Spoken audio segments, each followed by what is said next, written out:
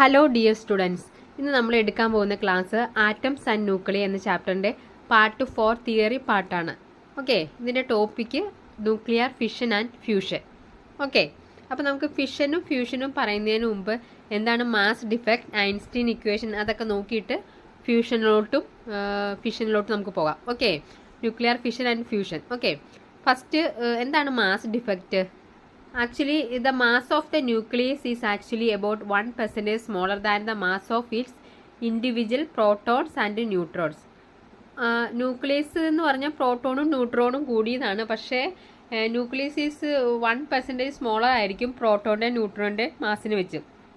That difference is called mass defect. നമ്മൾ വേറൊരു സ്ലൈഡിൽ പറഞ്ഞിട്ടുണ്ടായിരുന്നു. Okay, so the nucleus is smaller mass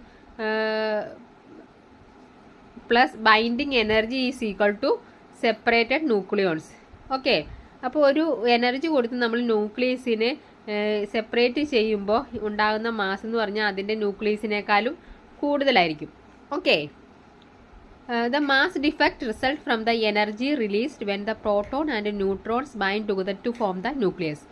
this energy is called the nuclear binding energy. ആ എനർജിന് നമ്മൾ പറയുന്ന പേരാണ് ന്യൂക്ലിയർ ബൈൻഡിങ് എനർജി.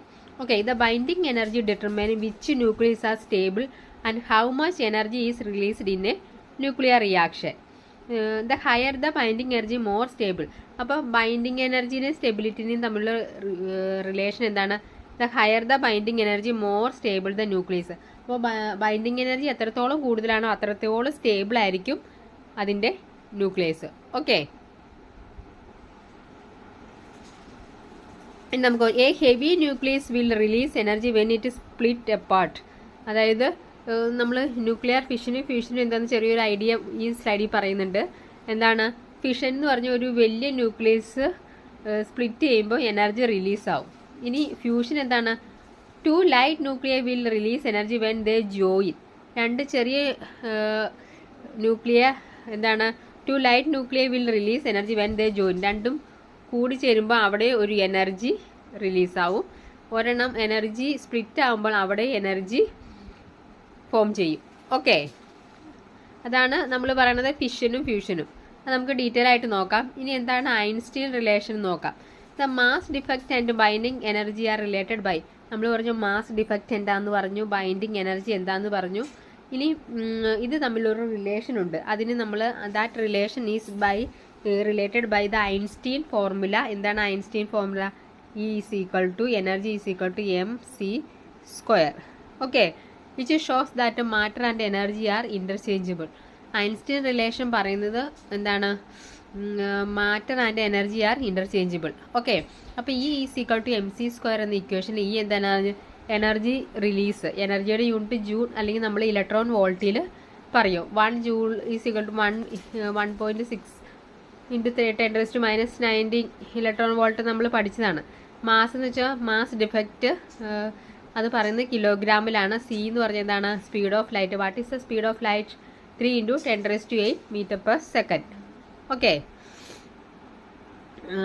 ഇനി എന്താണ്? അപ്പോൾ ഈ ഐൻസ്റ്റീൻ റിലേഷനിലെ എല്ലാ ടേംസും എന്താണെന്ന് ഓർത്ത് വെക്കുക കേട്ടോ. ഓക്കെ, ഇനി നമുക്ക് ന്യൂക്ലിയർ ഫിഷനും ഫ്യൂഷനും ഡീറ്റെയിൽ ആയിട്ട് നോക്കാം. എന്താണ് fission? When very large nuclei mass number, ഒരു വലിയൊരു മാസ് നമ്പറാണ് 230-നേക്കാളും കൂടുതലായിട്ട് 10 to unstable and can split into 2 or more parts.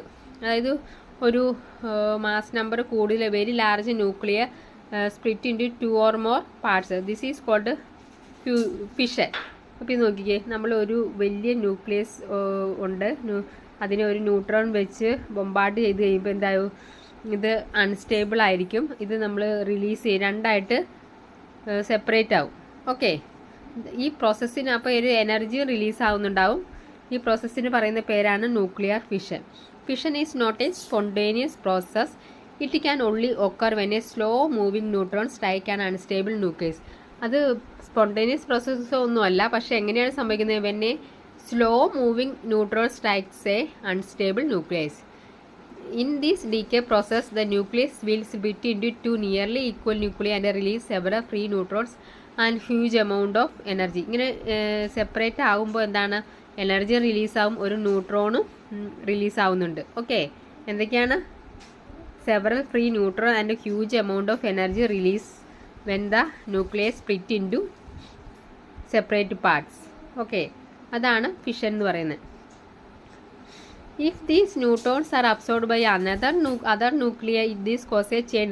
നമ്മൾ പഠിച്ചിട്ടുണ്ട് ചെയിൻ റിയാക്ഷൻ എന്താണെന്ന്. ഇതിങ്ങനെ കണ്ടിന്യൂസ് ആയിട്ട് ഇങ്ങനെ നടന്നുകൊണ്ടിരിക്കുകയാണ്. Okay, continuous process. Chain reaction എന്ന് വെച്ചാൽ ഇപ്പോൾ ഒന്ന് സ്പ്ലിറ്റ് ചെയ്തുണ്ടായ ഇത് absorbed by other nuclei, this causes a chain reaction. If the chain reaction is not controlled, a nuclear explosion will occur. ഇങ്ങനെ ചെയിൻ റിയാക്ഷൻ നടന്നു പോയി നമ്മളത് കൺട്രോൾ ചെയ്തെങ്കിൽ ഒരു ന്യൂക്ലിയർ എക്സ്പ്ലോഷൻ സംഭവിക്കും. Okay, nuclear explosion. അപ്പം നമ്മൾ അത് കൺട്രോൾ ചെയ്യേണ്ടത് അത്യാവശ്യമാണ് അല്ലേ? അല്ലെങ്കിൽ എക്സ്പ്ലോഷൻ നടക്കും. ഒരു എക്സാമ്പിൾ പറയുകയാണെങ്കിൽ എന്താണ് ഇത് നോക്കിയേ. ഒരു എക്സാമ്പിൾ യുറേനിയം, ന്യൂട്രോൺ. അന്നേരം അത് സെപ്പറേറ്റ് ആയിട്ട് ഏതൊക്കെയാണ്? അതിൻ്റെ കൂടെ കുറേ ന്യൂട്രോൺസും ഉണ്ടാവുന്നുണ്ട്. ഓക്കെ, യുറേനിയത്തിന് ന്യൂട്രോണുമായിട്ട് ബൊമ്പാർഡ് ചെയ്ത് കഴിയുമ്പോൾ ക്രിപ്റ്റോൺ ആൻഡ് ബേരിയം ഉണ്ടാവും. ഓക്കെ, വേറൊരു റിയാക്ഷൻ 1-2 എക്സാമ്പിൾ ഇവിടെ കാണിച്ചിട്ടുണ്ട്. അടുത്ത example complete the fission decay when uranium split into xenon and strontium. അപ്പോൾ സെനോൺ ആൻഡ് സ്ട്രോൺഷ്യം നമുക്കറിയാം ഇതിൻ്റെ LHSഉം RHSഉം ഈക്വൽ ആയിരിക്കണം, അതിൻ്റെ മാസ് നമ്പറും. അങ്ങനെ നോക്കി നമുക്ക് ഇത് സ്പ്ലിറ്റ് ചെയ്തെടുക്കാം. ഓക്കെ, അപ്പോൾ ഇത് പറഞ്ഞേക്കണം 144ഉം 99 കൂടെ തമ്മിൽ എത്രയാണ്? 149, 90, 4, 9, 4, 13, 234. അപ്പോൾ ഒരു ന്യൂട്രോൺ ആയിരിക്കും അല്ലേ? ന്യൂട്രോൺ ഉണ്ടാവണം. ഓക്കെ, ഒരു ന്യൂട്രോൺ ഓൾറെഡി ഇവിടെ 235 പ്ലസ് 236 ഉണ്ട്. ഇപ്പോൾ ഇവിടെ 234 ഉള്ളൂ. അപ്പോൾ ഇവിടെ എന്ത് വേണം? 2 ന്യൂട്രോൺ വേണം. ഓക്കെ, ഇനി nuclear fusion. Very light nuclear can combine to form a heavier atom is a process known as fusion. അപ്പം ലൈറ്റ് ന്യൂക്ലിയർ എല്ലാം കമ്പൈൻ ചെയ്ത് വലിയ ആറ്റം ഉണ്ടാകുന്ന പ്രോസസ്സാണ് ന്യൂക്ലിയർ ഫ്യൂഷൻ. അപ്പോൾ ഈ ഫിഗറിൽ നിന്ന് തന്നെ നമുക്ക് മനസ്സിലാവും. ഇതുണ്ട് 2 ഡ്യൂട്ടീരിയം ട്രിഷ്യം ചെറിയ ആറ്റം ഫ്യൂഷൻ മതി കമ്പൈൻ ചെയ്തു. ദെൻ സെപ്പറേറ്റ് ഒരു ഹീലിയം ഉണ്ടായി. ഓക്കെ, ഒരു ലാർജ് ന്യൂക്ലിയർ ഉണ്ടായി ഹീലിയം. ഇവിടെ ഒരു പോസിറ്റീവ് നമുക്ക് നോക്കിയറിയാം. ഇത് കമ്പൈൻ ചെയ്ത് അതിൻ്റെ ഒപ്പം തന്നെ എനർജി റിലീസ് ആവുന്നുണ്ട്. പിന്നെ എന്താണ്? ന്യൂട്രോണും വരുന്നുണ്ട്. ഓക്കെ, അതാണ് ന്യൂക്ലിയർ ഫിഷൻ. ഇനി nuclear fission is the energy producing process taking place in the core of sun and stars. അപ്പോൾ നമ്മൾ സണ്ണിലും സ്റ്റാർസിലും ഒക്കെ ഉണ്ടാകുന്നത് ന്യൂക്ലിയർ നടക്കുന്നത് എന്താണ്? ന്യൂക്ലിയർ ഫ്യൂഷനാണ്. സണ്ണിലും സ്റ്റാറിലൊക്കെ നടക്കുന്നത് ന്യൂക്ലിയർ ഫ്യൂഷനാണ്. Okay, nuclear fusion is the energy producing process taking place in the core of the sun and stars. അപ്പോൾ ചോദിക്കാറുണ്ട് സണ്ണിലും സ്റ്റാറിലും നടക്കുന്നത് എന്താണ്? ന്യൂക്ലിയർ ഫ്യൂഷനാണ്. ഓക്കെ, ഇനി ന്യൂക്ലിയർ ഫ്യൂഷനും തമ്മിലുള്ള വ്യത്യാസം നമുക്ക് നോക്കാം. ഓക്കെ, ന്യൂക്ലിയർ ഫിഷൻ എന്താണ്? വെൻ ദ ന്യൂക്ലിയർ രണ്ട് തമ്മിലുള്ള ഡിഫറൻസ് ആണ്. When the nucleus of an split into lighter nuclear through a nuclear reaction the process is termed as nuclear fission. ഇനി ഫ്യൂഷൻ ആണെങ്കിലോ? Nuclear fusion is a reaction through which 2 or more light nuclear collide with each other to form a heavier nucleus. അതാണ് fusion. When each atom split a tremendous amount of energy is released. ഫ്യൂഷനിലോ the energy released during nuclear fusion is several times greater than the energy released during nuclear fission. ഫിഷനേക്കാളും കൂടുതൽ energy ആയിരിക്കും ഫ്യൂഷനിൽ ഉണ്ടാകുന്നത്. Fission reaction do not occur in naturally. ഫിഷന് നേച്ചറിൽ അങ്ങനെ നടക്കുന്നില്ല. But fusion reaction occur in stars and suns. Comparatively less energy is needed to split an atom in a fission reaction. കുറച്ച് എനർജി മതിയാവും സ്പ്ലിറ്റ് ചെയ്യാൻ. But high energy is needed to fuse 2 or more atoms together in a fusion reaction. Okay, ഫ്യൂഷനിലാണ് high energy വേണം. ഇനി ഓരോ example വേണം. Atomic bomb work on the principle of nuclear fission. Atomic bomb എന്ന് പറയുന്നത് nuclear ഫിഷനാണ്. Hydrogen bomb എന്ന് പറഞ്ഞാൽ nuclear ഫ്യൂഷനാണ്. അപ്പം ചോദിക്കാറുണ്ട് what is the working principle of atomic bomb. Atomic ബോംബിൻ്റെ വർക്കിംഗ് പ്രിൻസിപ്പിൾ എപ്പോഴും നമ്മൾ ഓർത്തിരിക്കുക ഫിഷനാണ്. പക്ഷേ ഹൈഡ്രജൻ ബോംബിൻ്റെ വർക്കിംഗ് പ്രിൻസിപ്പിൾ ന്യൂക്ലിയർ ഫ്യൂഷനാണ്. അപ്പോൾ അത് തമ്മിൽ മാറിപ്പോകരുത്. അത് ഡയറക്റ്റായിട്ട് തന്നെ ചോദിക്കാറുണ്ട്.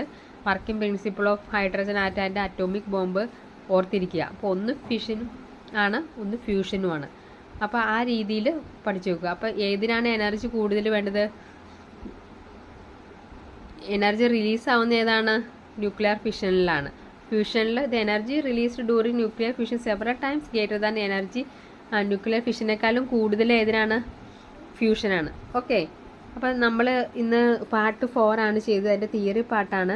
ഇനി അതിൻ്റെ കുറച്ച് MCQ ക്വസ്റ്റ്യനുമായിട്ട് അടുത്ത ക്ലാസ്സിൽ കാണാം. അപ്പോൾ എല്ലാവർക്കും താങ്ക് യു ഓൾ.